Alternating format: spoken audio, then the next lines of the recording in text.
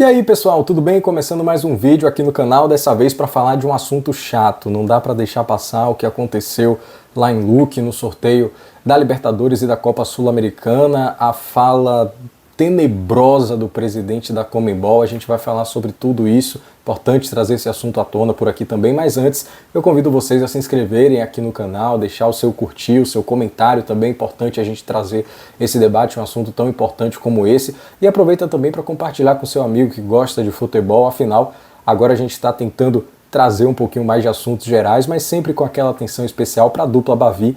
E como Bahia e Vitória estão nesse ano em competições internacionais, né, o Bahia na Libertadores e o Vitória na Sul-Americana, acho que esse assunto se torna até mais importante do que naturalmente já deveria ser para as equipes aqui do nosso estado. Então, vamos nessa, vamos falar sobre esse caso. Primeiro, contextualizando para você que talvez não tenha entendido todas as nuances da problemática fala, para dizer o mínimo, do presidente Alejandro Domingues da Conmebol depois do sorteio da Libertadores e da Sul-Americana. Vamos voltar umas 2 semanas no tempo, mais ou menos, quando Palmeiras e Cerro Porteño se enfrentaram pela Libertadores Sub-20 lá no Paraguai. Esse jogo ficou marcado por ofensas racistas direcionadas ao Luigi e ao Figueiredo, ambos jogadores do Palmeiras, mas o caso ficou famoso principalmente, o jogo se tornou famoso principalmente pela declaração do Luigi depois da partida. Ele foi questionado sobre uma situação de jogo ali, sobre o resultado, a vitória do Palmeiras, etc. E ele imediatamente questionou o repórter, tipo, é sério que você vai me perguntar sobre a partida? Porque ele tinha sido vítima de racismo e ele estava extremamente abalado e triste com aquela situação, o que é perfeitamente compreensível, não é para menos. O racismo desumaniza as pessoas e agride de uma forma de muito difícil defesa, é muito difícil você se defender, é muito difícil você se manter plenamente estruturado depois que algo como isso acontece contra você, e digo com a experiência própria de uma pessoa preta. Então, desde já tinha dito isso publicamente no Jogo Aberto, mas repito aqui minha solidariedade, meus sentimentos aí pro Luigi, que o caso dele segue reverberando aí até hoje, e já teve punição aplicada, inclusive, contra o Cerro Porteño. O Cerro Porteño, na ocasião, foi punido pela Conmebol com $50 mil de multa e portões fechados na competição, né, na Libertadores Sub-20. E aí eu te pergunto, $50 mil é o quê? É nada, é irrelevante. Talvez alguém possa contra-argumentar e dizer, ah não, mas o futebol paraguaio não é a mesma máquina de dinheiro que é o futebol brasileiro. $50 mil são aí R$300 mil. Só que, em contraponto, eu coloco para vocês que o Cerro Porteño, por mais que seja uma equipe paraguaia, que não tem acesso aos milhões e milhões e milhões que são oferecidos em uma Copa do Brasil, por exemplo, é uma equipe que tem condição financeira bacana. Tanto é que, em 2023, contratou o zagueiro Eduardo Brock, que na época jogava no Cruzeiro, Eduardo Brock, que já rodou por muitas equipes aqui do nosso futebol, e ele chegou para lá para receber $50 mil. Era o salário dele de um mês. Um salário de um jogador comum, de um nível comum aqui no futebol sul-americano. É esse o preço do racismo para a Conmebol? $50 mil, um mês de um jogador comum que durou uma temporada ali no Cerro Porteño? É isso que vale? É realmente a carne mais barata do mercado, como diria a Elza? Não tem como não achar uma punição branda. E não sou só eu que acho essa punição branda, né? O Palmeiras, principalmente, e outros clubes do futebol brasileiro também acharam essa punição fraquíssima e irrelevante, e a partir disso se gerou uma revolta ainda maior, né, por perceber que a Conmebol, mesmo sensibilizada, mobilizada contra o racismo depois das falas tocantes do Luigi, não conseguiu dar uma punição exemplar para o Cerro Porteño. Não conseguiu tratar a situação com a seriedade que devia. E, tomada por esse sentimento, por essa indignação, a presidente do Palmeiras, Leila Pereira, deu uma sugestão que foi brilhante, não no aspecto da sugestão, mas no aspecto da pressão feita pela sugestão, que foi quando ela disse que, se o Brasil não é respeitado na América do Sul, deveria então pedir a transferência para a Confederação da América do Norte e Caribe, que é a CONCACAF. Não é uma possibilidade palpável, não é algo que está colocado na mesa, não acredito que será tocado em diante, mas é algo que pressiona, é algo que vira as costas, que fecha uma porta de alguma forma na cara da presidência da Conmebol. Tanto é que a Leila nem foi para o sorteio, né, dos grupos da Libertadores e da Sul-Americana. O presidente da CBF, o Edinaldo Pereira, também não foi, tudo isso em protesto contra a Conmebol. Então, de alguma forma, acirra a disputa, né? Não coloca panos quentes no que aconteceu, porque é o que normalmente acontece quando se trata de racismo no futebol sul-americano e muitas vezes até no futebol brasileiro. A coisa acaba passando, né? Passa uns 2, 3, 4 dias, se esquece o assunto e a vida continua. Mas não, o Palmeiras insistiu nessa situação, segue fazendo alguma represália e esse assunto dessa sugestão da Leila Pereira continua em evidência. Tanto é que foi questionado, foi a pauta de uma questão para o presidente da Conmebol, Alejandro Domingues, depois do sorteio dos grupos. Ele foi questionado lá em Luque o que ele achava, né, dessa possibilidade do Brasil talvez trocar a Conmebol pela CONCACAF. E aí ele me vem com a resposta mais absurda que alguém poderia dar para essa pergunta, ao dizer que o futebol sul-americano sem o Brasil é como Tarzan sem a Chita. Isso é inacreditável, sinceramente. A presidente Leila Pereira até soltou uma nota depois dessa péssima fala do presidente, dizendo que demorou para acreditar porque pensou que era algo feito com inteligência artificial, mas notou que nem mesmo uma inteligência artificial poderia falar um absurdo tão grande como esse. E realmente, talvez fosse difícil, viu, para conseguir montar um prompt para sair um absurdo tão grande. Você tinha que trabalhar com inteligência artificial bem burra, para dizer o mínimo. Mas o Alejandro Domingues conseguiu essa proeza. Existem 10 mil analogias melhores para se fazer em falar que alguém é indispensável ou que é parte fundamental de um todo, do que dizer que é o Tarzan sem a Chita e comparar o Brasil a um macaco no momento em que o assunto é o combate ao racismo. E vale salientar, durante o sorteio da Libertadores e da Copa Sul-Americana, ele gastou uns 10 minutos arranhando um português, inclusive, para falar com os clubes brasileiros, que sentia muito pelo que tinha acontecido, que como não se solidariza com a dor do Luigi, que é muito tocante, que o racismo tem que ser combatido, que é a união de todos os clubes, de todos os países nesse combate. O discurso é lindo, mas eu, honestamente, ouço aqui e tiro daqui, porque da Conmebol eu não espero nada, rigorosamente nada. Não acredito em uma palavra que saia dessa entidade em termos de combate ao racismo. São apenas palavras vazias e sem atitude nenhuma. E isso é um fato. O próprio discurso dele são um bocado de bravatas e nenhuma proposta de fato, uma proposta efetiva. Tanto é que o presidente Edinaldo Pereira, né, representando a CBF, foi à FIFA, emitiu ofício questionando o porquê do não uso do protocolo antirracista na partida do Palmeiras e Cerro pela Libertadores Sub-20. E é uma questão pertinente, não só sobre o não uso, como sobre a precária divulgação desse protocolo, porque o protocolo a gente já conhece, né, a questão de sinalizar ao estádio que houve um ato de racismo, se permanecer, se continuar o ato de racismo, as ofensas raciais, o jogo é paralisado por uns 15 minutos, se permanecer depois do retorno da paralisação, o jogo então é suspenso até uma nova data aí por causa das ofensas de cunho racial. Mas além de não ter aplicado esse protocolo, não existe uma divulgação sobre esse protocolo, que é o X com as mãos, que é a sinalização do atleta para a comissão, para a equipe de arbitragem, para a equipe de transmissão, de que sofreu um ato de racismo, que sofreu uma agressão verbal de cunho racial. Então, se os jogadores também não sabem como se proteger, se a pessoa que assiste o jogo sequer sabe dessa possibilidade também, tudo fica mais difícil. Essa criação do gesto do X foi implementada no Brasil e Uruguai, disputado em novembro aqui em Salvador.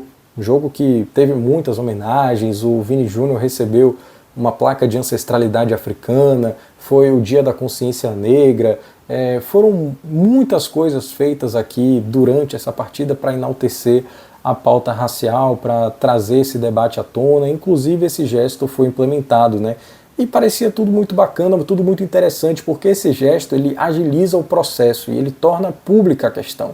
A gente não tem microfone dentro de campo, a gente não consegue câmera com leitura labial imediata de tudo que acontece dentro de uma transmissão de uma partida. Então, às vezes, um jogador vai para cima do árbitro, apontando para fulano de tal e reclamando e indignado, e você não sabe se ele está falando de um lance, se ele está falando de uma falta que ele sofreu fora da jogada, se ele está falando de um ato de racismo. A gente não tinha como distinguir isso antigamente. Hoje a gente tem, a partir desse protocolo do X. Só que eu nunca vi isso ser aplicado, Já se vão 4 meses e não é para dizer que não teve nenhum ato de racismo nesses 4 meses. Teve, acabou de ter, Luiz de Figueiredo aí, acabou de ter, teve agora.